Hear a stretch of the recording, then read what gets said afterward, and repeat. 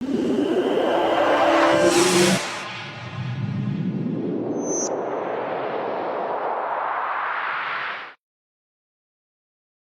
जशिया में आपका स्वागत है। कैसे आप सभी? आज हम देखने वाले हैं एक किलर पैराडॉक्स। तो बिना समय गवाए वीडियो शुरू करते हैं। ये एक जैकी फिलहाल एक फौज से अपनी ड्यूटी पूरी करके वापस लौटा था।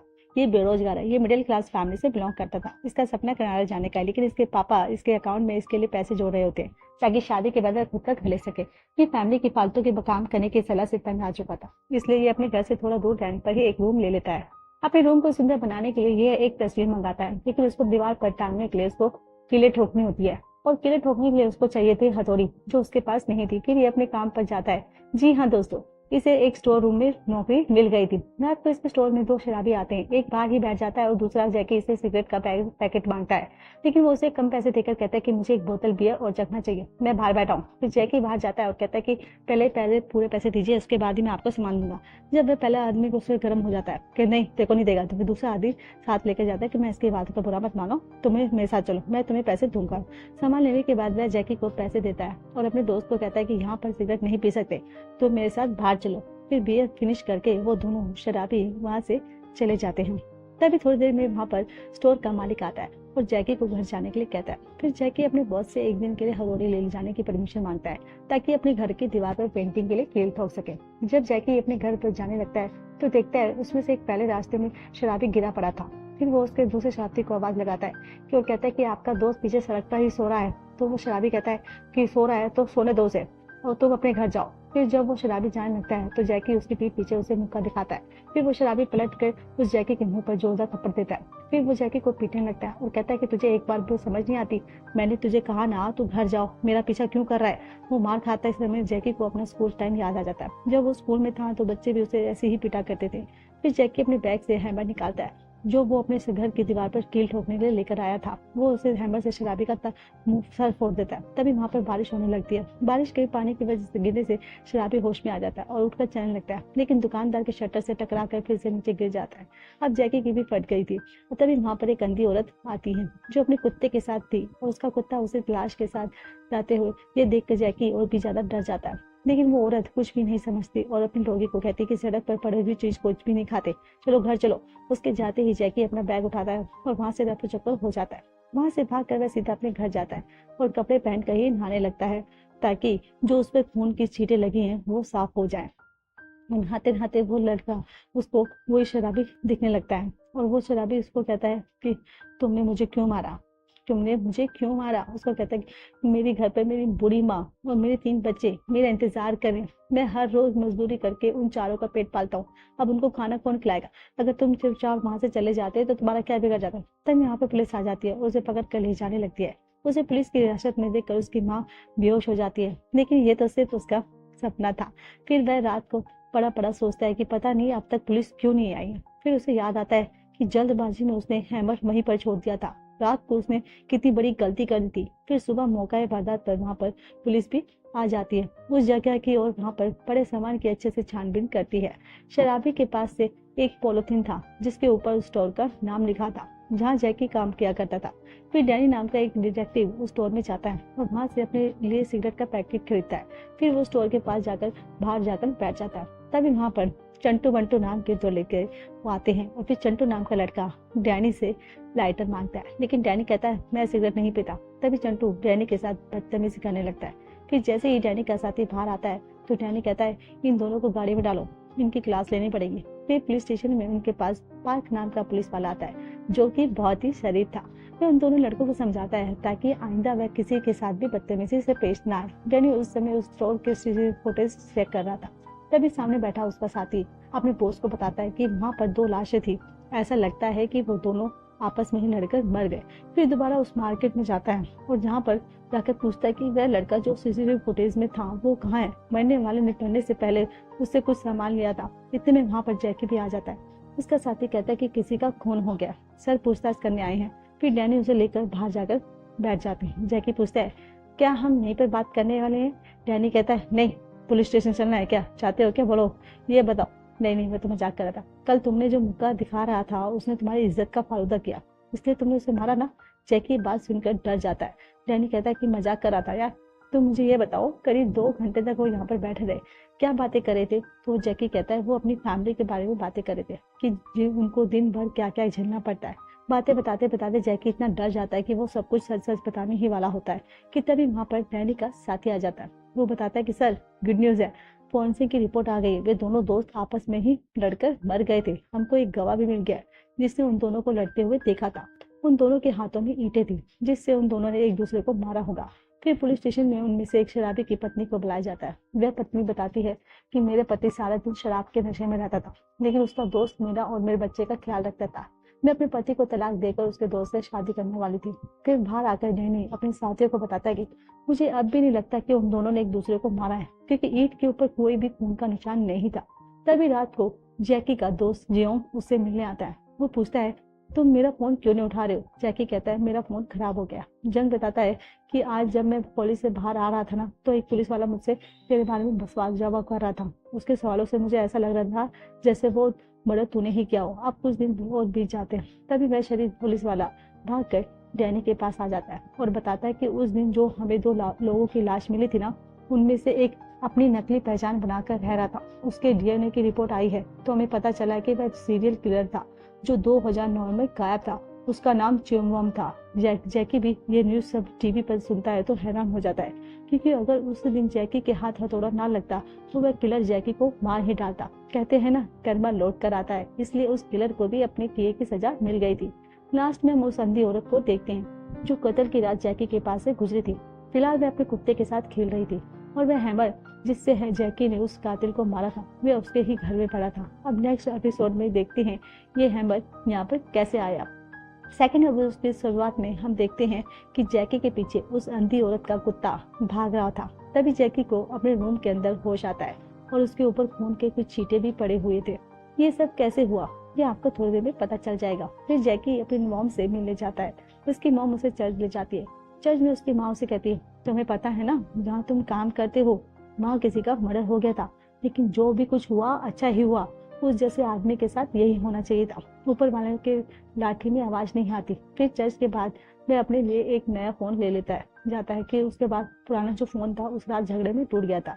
फिर वह अपने स्टोर में जाता है और वहाँ पर काम करने लगता है। फिर थोड़ी देर बाद वहाँ पर वही अंधी लेडीज आती है और उससे एक सिगरेट का पैकेट मांगती है। फिर जब जैकी उसका चेहरा देखता है तो एकदम से चौंक जाता है। वो लेडी जैकी को कहती है, तुम्हारे चेहरे के हाव भाव देख के लगता है कि तुम मुझे पहचान गए।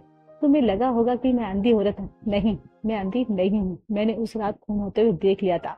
उस रात तो मैं कुछ नहीं बोली और वहां से जाना ही ठीक समझा। तुम्हारे पास तुम्हारा हथौड़ा तो होगा नहीं, अगर नहीं है तो 2 मिलियन डेयरी रखनी। फिर वो वहां पर वापस वापस मोबाइल शॉप पर जाता है, लेकिन मोबाइल वाला कहता है कि अब ये फोन वापस नहीं हो सकता, तुम इसकी MIR भरकर सेकंड हैंड मार्केट में बेच सकते हो। और फिर वह घर जाकर अपना बैलेंस चेक करता है।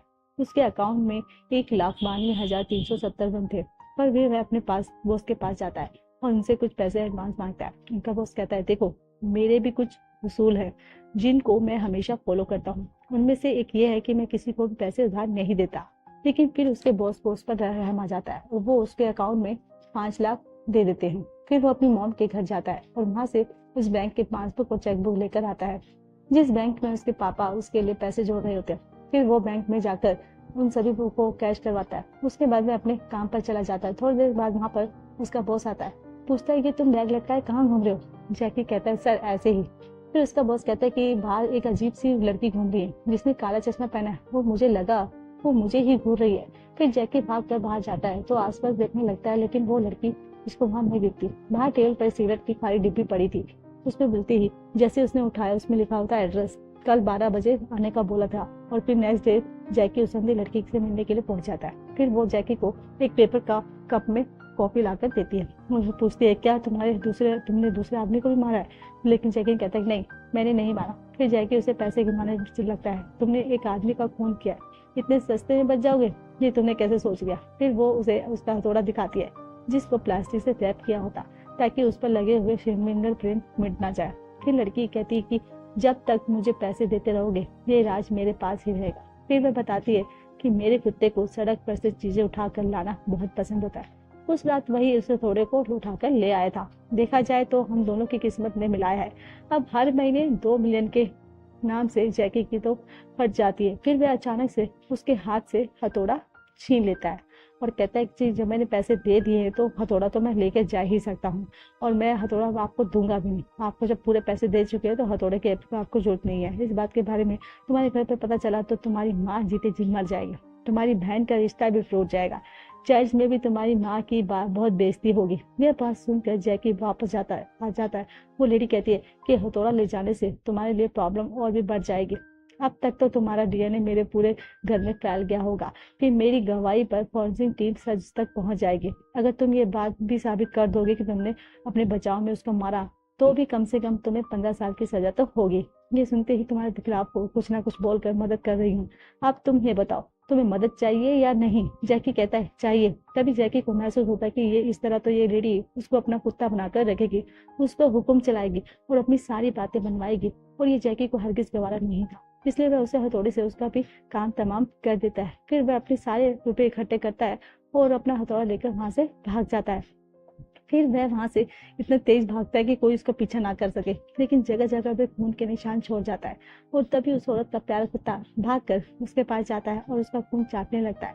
अब 2-3 दिन ऐसे ही बीत जाते हैं और दूध वाला हर रोज दूध के बकेट रख के जाता है, लेकिन वहां से कोई भी नहीं उठाता। घर के अंदर फिर वो झाँक के देखता है, क्योंकि 2-3 दिन से किसी ने भी उसका पैकेट नहीं उठाया था। वो लाश देखकर पुलिस को बुला लेता है। फिर वहां पर पुलिस की टीम पहुंच जाती है और उस दूध वाले से पूछताछ करती है। जब डिटेक्टिव डैनी अंदर जाता है तो डिटेक्टिव पार्क उससे पूछता है कि सर, यह कुत्ते को अपने मालिक और खाने में फर्क नहीं पता चलता, भूख लगी तो अपने मालिक के जख्म को ही खा गया। फिर वे उस कुत्ते को पकड़ने की कोशिश करते हैं, लेकिन कुत्ते एक जगह पर गड्ढा खोद देता है जिसके अंदर पुलिस वालों को कंकाल दिख जाता है, और वे सभी पुलिस वाले इकट्ठा होकर उस गड्ढे में से पूरे कंकाल को बाहर निकालते हैं। दरअसल वहाँ एक नहीं बल्कि 2 आदमी के कंकाल थे। फिर उनका बॉस उनसे पूरे मामले के बारे में पूछता है। फिर उनमें से एक पुलिस वाला बताता है कि हमने वे दोनों कंकाल फॉरेंसिक में भेज दिए, जैसे ही रिपोर्ट आएगी हम आपको सूचना दे देंगे। अब दूसरे वाले मर्डर को 4 दिन बीत चुके थे और जैकी 4 दिनों से अपने रूम के अंदर बंद था। उस रूम में बंद होकर ये सब इसे पता चला कि इंसान 4 दिनों तक बिना कुछ खाए पिए जिंदा रह सकता है, और उसके अलावा और कितने दिन जिंदा रह सकता है ये पता चलना बाकी था। फिर उसके पास उसके दोस्त का 32वीं बार फोन आता है, लेकिन वो फोन नहीं उठाता। वो सोचता है मैंने एक मर्डर किया है, लेकिन पुलिस वाले मुझे पकड़ने क्यों नहीं आ रहे। तभी एक पुलिस वाला फॉरेंसिक की रिपोर्ट लेकर पार्क के पास जाता है और बताता है कि उस कुत्ते ने हर जगह उस जगह को चाट लिया जहाँ पर हमें फिंगरप्रिंट मिल जा सकते थे। अब पुलिस वाले कुत्ते को अपने ऑफिस में ही लेकर आता है, लेकिन उनके सीनियर ऑफिसर को ये बात पसंद नहीं आती, इसलिए वह साथी को डांटते हैं, क्योंकि उसकी नजरों में ये कुत्ता आदमखोर होता है और किसी को भी खा सकता था। दूसरी तरफ जैकी खुद को मारने की कोशिश कर रहा था, लेकिन तभी कोई जोर जोर से उसका दरवाजा पीटने लगता है और उसका बाहर दोस्त होता है। वह अपने दोस्त को उधार में मांगे हुए पैसे वापस कर देता है और वहां से जाने के लिए कहता है, लेकिन उसका दोस्त ये कहता है मुझे तुम्हारी फिक्र हो रही थी, मैं पैसों के लिए यहाँ पर नहीं आया। अभी तभी जब पार्क को रात को अपने ऑफिस में ही सो रहा था तो उसका बॉस जाकर उसे लेटर देता है और कहता है कि तुम इस कुत्ते को इस पते पर पहुंचा दो, फिर इसका क्या करना है, जिंदा रखना है या मारना, वे खुद देख लेंगे। पार्क कहता है कि इसका मतलब ये पाप आप मुझसे ही करवाओगे। फिर जब उस कुत्ते को लेकर जा रहा होता है तो उस कुत्ते की जैकी की खुशबू आ जाती है, जो अपने अपार्टमेंट में बैठा सैंड सॉन्ग सुन रहा था। फिर पार्क उस कुत्ते को कहता है कि तू चिंता मत कर, मैं तुझे मरवाने के लिए नहीं लेकर आया हूँ, बल्कि अपने घर लेकर जा रहा हूँ। वहीं पास में चंटू बंटू भी बैठे हुए थे, जिनकी डिटेक्टिव डेनी ने पुलिस स्टेशन में ले जाकर क्लास लगाई थी। फिर चंटू बंटू अपनी बेइज्जती का बदला लेना चाहते थे कि बियर बोतल तोड़कर उसके पेट में मार देता है। ये देखकर कुत्ता वहां से भाग जाता है और वे दोनों लफंगे भी वहां से भाग जाते हैं। पार्क दर्द से कराने लगता है, लेकिन कोई भी उसकी हेल्प के लिए नहीं आता। इतने में जैकी भी अपने अपार्टमेंट से बाहर आ जाता है और अपने मोबाइल में न्यूज देखता है कि जिस रात को उसने मारा था उसने अपने माता पिता को मारकर अपने ही गार्डन में दफना रखा था, और वह मन ही मन सोचता है कि मैंने 2 लोगों को मारा है और दोनों ही बुरे इंसान थे, मेरे खिलाफ कोई सबूत भी नहीं मिला, ऐसा लगता है कि ऊपर वाला भी मेरे साथ है। तभी वो दोनों लफंगे एक दूसरे के साथ बहस कर रहे थे। चंटू बंटू को उस पुलिस वाले को मारने के लिए डांटता है और फिर चंटू बंटू से सिगरेट मांगता है, लेकिन बंटू कहता है सिगरेट की डब्बी भागते समय गिर गई। तभी उनको सामने से जैकी आता हुआ दिखाई देता है और फिर वो दोनों उनको लूटने का प्लान बनाते हैं। जब वे दोनों जैकी के पास जाते हैं तो जंकी चंटू के कपड़ों पर लगा हुआ खून देख लेता है और समझ जाता है कि ये बुरे इंसान है। फिर उसकी बॉडी इन दोनों को भी मारने का सिग्नल देती है, जैसा सिग्नल उसे पहले के 2 मर्डर करते थे। समय मिला था, जब सुबह होती ही है तो दोनों ही लफंगों की लाश पास के ही एक बड़े से गड्ढे में पड़ी हुई मिलती है और जैकी पहले की तरह अपने रूम में लेटा हुआ मिलता है फिर जब जैकी को होश आता है तो वह सोचता है कि आज मैं यहाँ पर कैसे आया। फिर वो देखता है कि उसके पास फर्श पर ये हथौड़ा और ईंट और स्लिप पड़ी हुई थी। फिर वो उस स्लिप को खोलकर देखता है जिसमें लिखा हुआ था कि अगर तुम्हें हेल्प चाहिए तो हमें एक बार अपने फ्रेंड्स के साथ शराब पी रहे थे, तभी उसे नशे में धुत थी। उस समय अपने उसके कमरे में गैस लीक हो रही थी, लेकिन नशे में उनको पता ही नहीं चला और जैसे ही सियोन ने सिगरेट जलाने के लिए लाइटर जलाया वहाँ विस्फोट हो गया। इसी कारण से उसके शरीर के कुछ हिस्से जले हुए थे।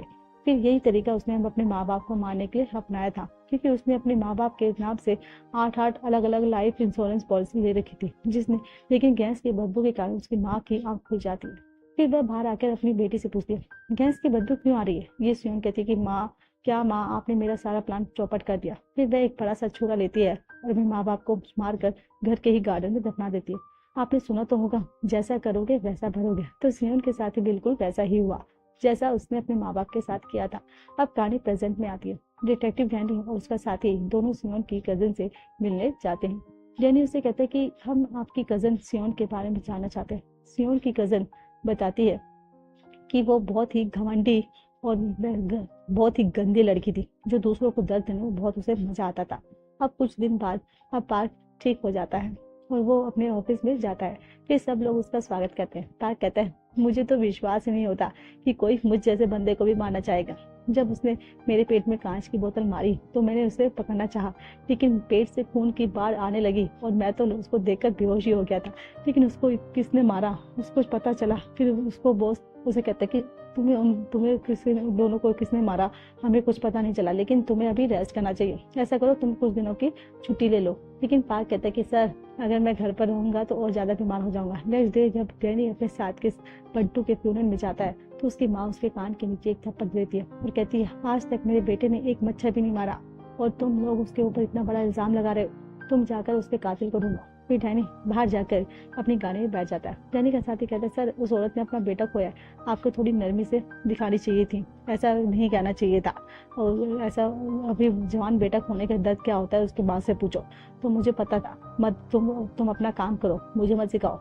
जिन्हें तुम बेगुनाह बोल रहे हो ना, समझ रहे हो, वो लोग गुनाहगार थे। दोनों थे साले एक नंबर के।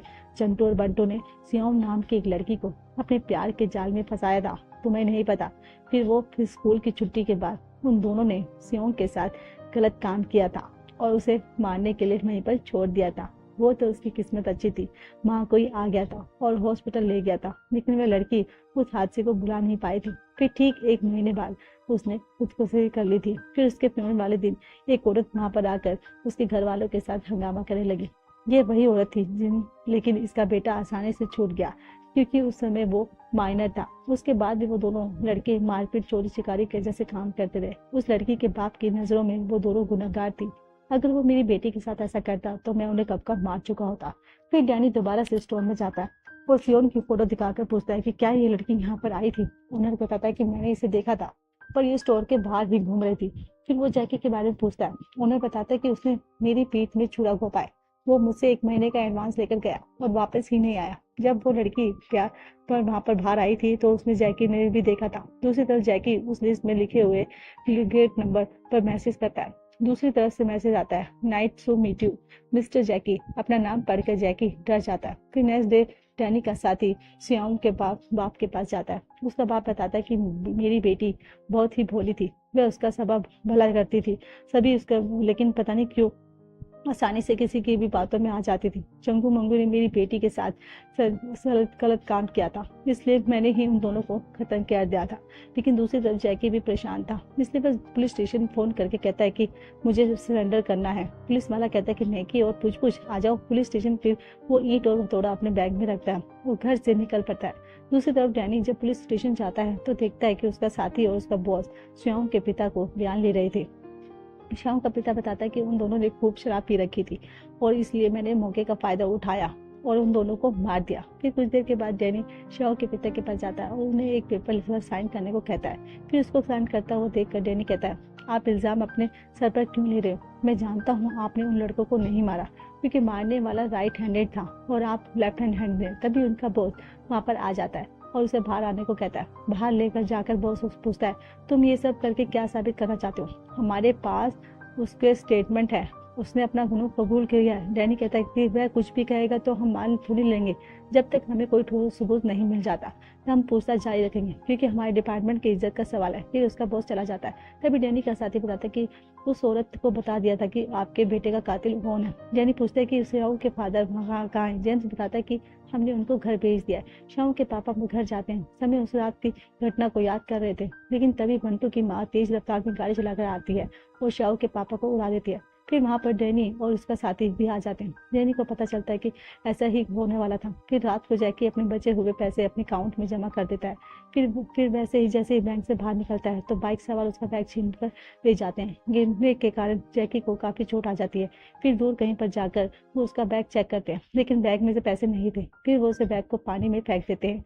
तभी जैकी को हॉस्पिटल ले जाया जाता है। डैनी भी उस समय हॉस्पिटल में आता है, क्योंकि उनको सियाम के पिता का पता लेना था। डैनी पूछता है कि खुद को कातिल साबित करने की कोई तो वजह होगी, यूं ही कोई किसी के इल्जाम को अपने सर पर नहीं ले सकता। सियाम के पापा कहते हैं वो इसी लायक थे, इसलिए मैंने उनको मारा। उनकी सजा देकर मुझे बहुत अच्छा महसूस हो रहा है। डैनी कहता है कि सजा देने के लिए कानून बना है, खैर छोड़ो, कल मिलते हैं। फिर कुछ देर बाद नर्स सियाओं के फादर का टेस्ट करने के बाद उनको लॉबी में ही छोड़ देती है। फिर अपना फोन निकाल कर टेलीग्राम चेक करता है, जिसमें जैकी का मैसेज आया था वो था, यानी कि वह स्लिप शाहू के पापा ने ही वहीं पर छोड़ी थी। तभी उनकी नजर जैकी पर पड़ती है। फिर वह तेज स्पीड में अपनी व्हील चेयर को चलाकर उसका पीछा करने लगते हैं, लेकिन आगे जाकर गिर जाते हैं। तभी जैकी उनको देख लेता है और वो उनकी तरह हेल्प करने के लिए पास आता है। फिर वो कहते हैं जैकी तुम्हें यहाँ पर नहीं आना चाहिए था, यहाँ से बहुत सारे पुलिस वाले हैं, तुम अभी यहाँ से चले जाओ। जैकी पूछता है कि क्या आप मुझे जानते हो। वो कहते हैं तुम्हें बहुत कुछ जानना है, तुम घर जाकर टेलीग्राम चेक करना, बेटा प्लीज तुम यहाँ से चले जाओ। फिर वो चंटू बंटू को मारने के लिए जैकी को शुक्रिया अदा करते हैं और उसे वहाँ से भगा देते हैं। डैनी भी उस समय हॉस्पिटल के बाहर ही मौजूद था। फिर कार में बैठते समय वह जैकी को देख लेता है। फिर उसे कुछ गड़बड़ी लगती है, लेकिन वो कहता है उसका पीछा करने लगता है। श्याओं के पिता हॉस्पिटल में अपनी बेटी के साथ बिताए हुए अच्छे पल याद कर रहे थे और फिर वह बहुत सारी स्लीपिंग पिल्स खा लेते हैं और अपनी बेटी की याद में हमेशा के लिए चैन की नींद सो जाते हैं। तभी हमें पास का सीन दिखाया जाता है, जब वो अपने दोनों लफंगों को मारने के लिए उनका पीछा कर रहे थे तो वो देखते हैं कि उनकी फाइट जैकी से हो जाती है। फिर जैकी उन दोनों को मार देता है और खुद भी वहां से बेहोश हो जाता है। डैनी भी अभी भी जैकी का पीछा कर रहा था, लेकिन तभी उसके पास हॉस्पिटल से कॉल आती है। नर्स बताती है कि मिस्टर ग्रंग ने खुद की जान ले लेने की कोशिश की है, आप जल्दी आ जाइए। फिर डैनी जैकी का पीछा छोड़कर हॉस्पिटल पहुंच जाता है। डॉक्टर उसकी जान बचाने की कोशिश कर रहे थे। दूसरी तरफ जैकी अपना फोन निकाल कर टेलीग्राम चेक करता है और उसका देखता है कि किसी ने वो अकाउंट डिलीट कर दिया।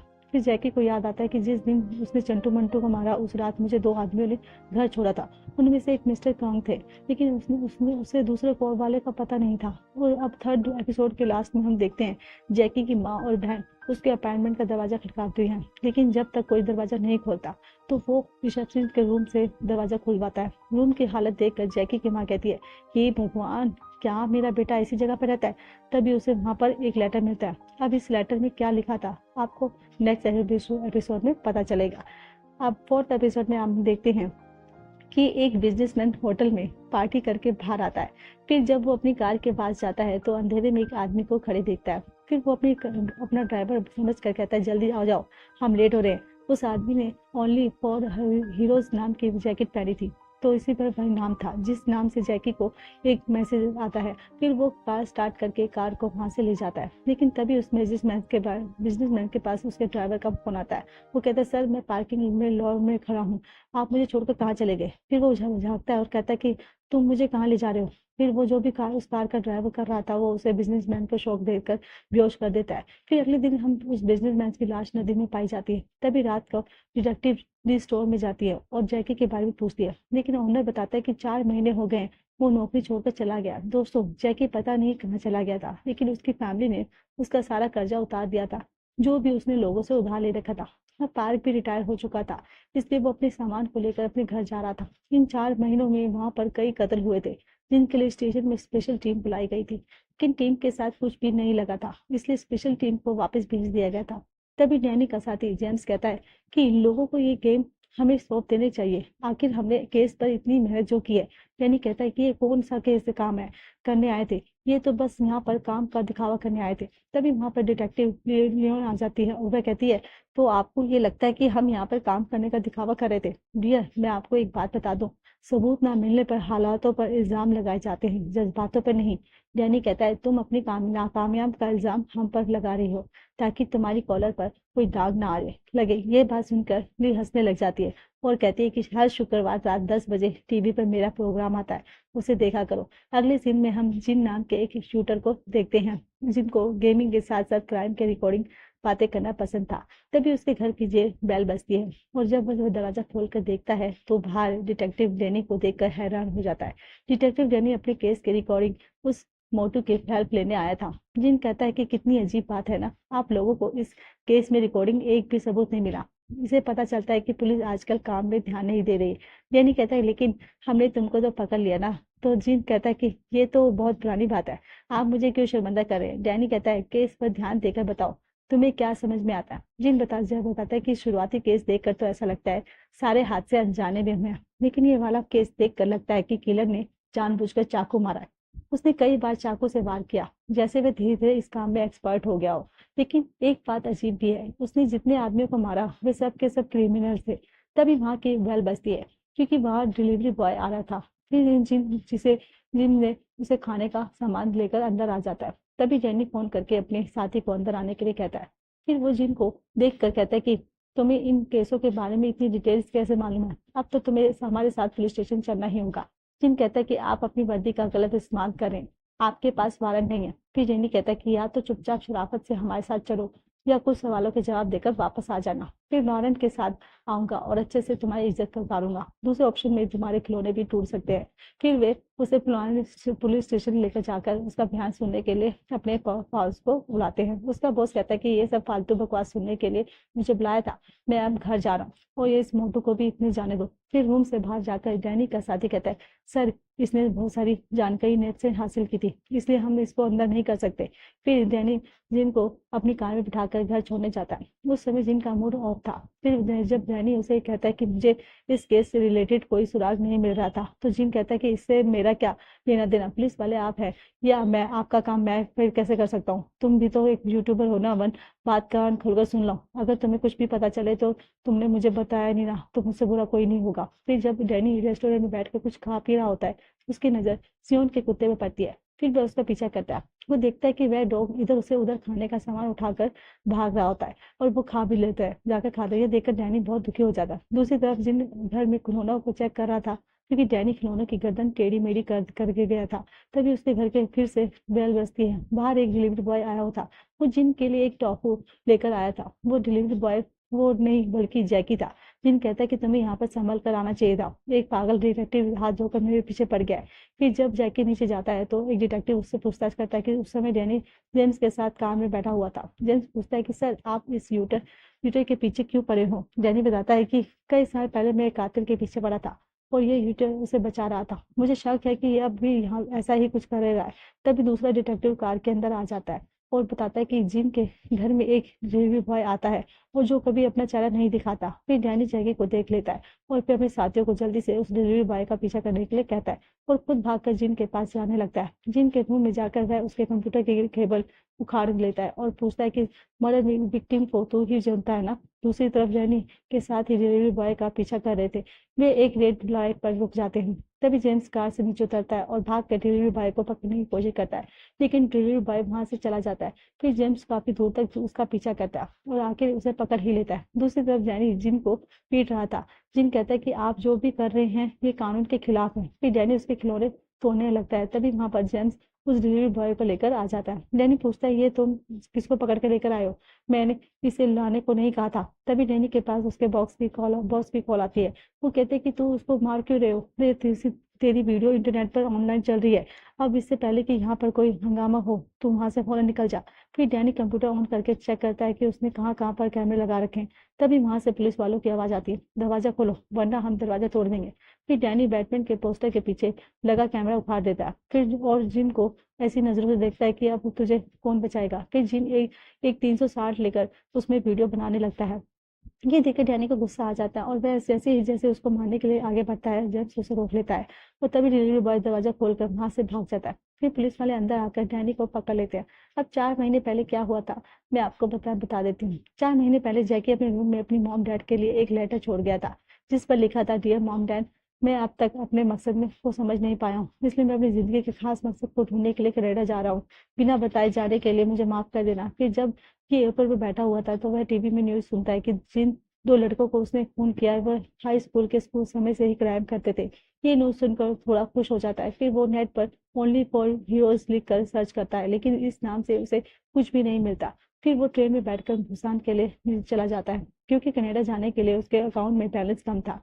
फिर वो जब भूसान पहुंचकर ट्रेन खाली होती है तो एक अनाउंसमेंट के साथ जैकी की आंखें खुलती है कि ये ट्रेन आगे नहीं जाएगी। फिर वो देखता है कि उसके पास एक लड़का बैठा हुआ। वो लड़का कहता है, ओनली फॉर हीरोज मैं ही हूँ, इंतजार कराने के लिए माफी चाहता हूँ, मैं तुम्हारी हेल्प कर सकता हूँ। फिर वो जैकी को अपने साथ अपने घर ले आता है और कहता है कि हम दोनों मिलकर इस दुनिया के लिए काफी बेहतर काम कर सकते हैं। फिर वो बताता है कि मिस्टर कॉन्ग के साथ मैं ही तुम्हारे घर पर तुम्हें छोड़ने गया था। पहले तो मुझे विश्वास ही नहीं हुआ था कि मैं जिसको ढूंढ रहा था वो तुम ही हो। तुम तो जानते हो तुम्हारे पास कुछ खास पावर्स है। तुम देखो, तुम जिनको भी मारते हो वह सभी क्रिमिनल्स निकलते हैं। दूसरा, तुम्हें कभी भी कोई सबूत छुपाने की जरूरत नहीं पड़ती, क्योंकि सारे सबूत अपने आप ही मिट जाते हैं। ऊपर वाला भी चाहता है कि तुम यह काम करते रहो और समाज से गंदगी हटाते रहो। तुम्हें जो भी कुछ चाहिए वह सब कुछ मैं तुम्हें दूंगा। मेरे पास 50 मिलियन है, मैं तुम्हें सब कुछ दे दूंगा। फिर तुम अपना कनाडा जाने का सपना भी पूरा कर सकते हो। जबकि तो समझ में नहीं आ रहा था कि ये सब उसके साथ क्या हो रहा है। फिर नेक्स्ट डे जिस जिनसे उसे पता समझाता है कि जो भी बुरा सा आदमी है तुम्हारे पास आएगा, तुम्हारा उसको मारने का दिल करेगा। जैकी कहता है कि मुझे तो ऐसा ही लगता है कि फिर मैं रूम में जाकर वो जिन से पूछता है कि तुमने जो कहा था और मेरे और भी पार्टनर है वे कहाँ है। जिन कहता है कि एक से तो तुम हॉस्पिटल में मिल चुके हो मिस्टर कंग, और दूसरे ने तो मिलो ना, तो वही अच्छा है। पीछे मेरे पीछे एक अलमारी है जिसमें तुम्हें तुम्हें जो भी सामान चाहिए वो ले सकते हो। फिर वो जिन की अलमारी खोलता है, उसके पीछे बने रूम के अंदर घुस जाता है। वो रूम बहुत ही अजीब चीजों से भरा पड़ा था। वह क्रिमिनल की फाइल्स, अजीब अजीब तरीके से हथियार और उसके अलावा और भी बहुत कुछ सामान था। जैकी अपने लिए एक हथियार चुनता है और दरवाजे के पीछे टंगी हुई जैकेट पहन लेता है। फिर वो वहां से चला जाता है। अब वो अपने अगले शिकार की तलाश करता है, क्योंकि वह देखना चाहता था कि सच में उसे मर्डर करने की फीलिंग आएगी। तभी वह एक बिजनेसमैन से टकरा जाता है, फिर उसके अंदर उसे मारने की फीलिंग आ जाती है। यही वह बिजनेसमैन था जिसको हमने इस एपिसोड के शुरू में देखा था। जैकी उसको किडनैप करके समुद्र किनारे लेकर जाता है, जहाँ एक चेयर के साथ बांध देता है। बिजनेसमैन कहता है कि मेरे छोटे छोटे बच्चे हैं जो हाई स्कूल में पढ़ते हैं, मैंने कभी किसी का दिल नहीं दुखाया, तुम मुझे क्यों मारना चाहते हो, मैंने तुम्हारा क्या बिगाड़ा। जैकी कहता है कि अगर तुमने कुछ गलत नहीं काम नहीं किया तो मुझे तुम्हें मारने का मन क्यों कर रहा है, तुमने कुछ तो गलत किया होगा तो तू मुझे टकरा गया है। बिजनेसमैन कहता है कि मैंने तुमसे माफी मांगी तो थी, अब टकराने के लिए तो मुझे मार देगा क्या। तभी वहां पर जिम आ जाता है और वो बिजनेसमैन के मोबाइल को अपने लैपटॉप के साथ कनेक्ट करके खोल देता है, और फिर उनको उसकी गैलरी के अंदर से कुछ वीडियोस मिलती हैं जिसमें उसने किसी लड़की के साथ जबरदस्ती गलत काम किया था। फिर बिजनेसमैन चिल्लाता है कि तुम्हें कुछ गलतफहमी हुई है, प्लीज तुम मुझे छोड़ दो, मैं तुम्हें बहुत सारे रुपए दे सकता हूँ। लेकिन जैकी अपना चाकू निकालता है और उसका काम तमाम कर देता है। फिर अगले दिन हम सुबह उसकी लाश पानी में तैरती हुई मिलती है। फिर जैकी जिन को कहता है कि मुझे जीने का मकसद मिल गया है। फिर वह अपनी जिम में जाता है और वहाँ अपना लॉकर खोलकर वहां से अपना बैग निकालता है, और उस बैग में के उसके हथियार में पड़े थे। अब जिनको उसको जिसको भी वीडियो भेजता था जैकी उसका काम तमाम कर देता था। पुलिस अब तक उसके बारे में कुछ भी पता नहीं लगा पाई थी, इसलिए उसका सीनियर उन्हें डांटता है। फिर उन्हें सीनियर से ये खाने के लिए कुछ बात पुलिस वाले भी अपने सीनियर को ही पीट देते हैं। इसके बदले उन्हें सस्पेंड कर दिया जाता है। जेनी के भी बिना कुछ किए सस्पेंड हो जाता है। दूसरी तरफ जैकी अब भी क्रिमिनल को चुन चुन कर मार रहा था। अब उस समय इस काम में मजा आने लगा था, लेकिन डिटेक्टिव डैनी की जिंदगी तो झंड हो गई थी। लास्ट में हम एक पुलिस वाले को देखते हैं जो कि डिलीवरी बॉय को जैकी की फोटो दिखाकर पूछता है कि क्या तुमने इसे देखा है। वो डिलीवरी बॉय कहता है कि ये तो जैकी है। पुलिस वाला कहता है कि कहाँ मिलेगा ये, मुझे मुझे उससे कुछ बात करनी है। तो हम नेक्स्ट वीडियो में हम देखेंगे डैनी जैकी को पकड़ने के लिए क्या करता है। क्या जैकी की किस्मत तो जो उसे अभी तक बचाती आई है आगे भी उसे बचा पाएगी, और ये जो नया पुलिस वाला है आया हुआ है क्या इससे होगा, क्योंकि इसको जैकी को पकड़ जैकी को ठिकाने पर पहुंच पाएगा। तो दोस्तों अगली वीडियो मिस मत करना। अब तक आपने चैनल सब्सक्राइब नहीं किया तो प्लीज चैनल को सब्सक्राइब कीजिए। मिलेंगे अगली वीडियो नेक्स्ट एपिसोड के साथ।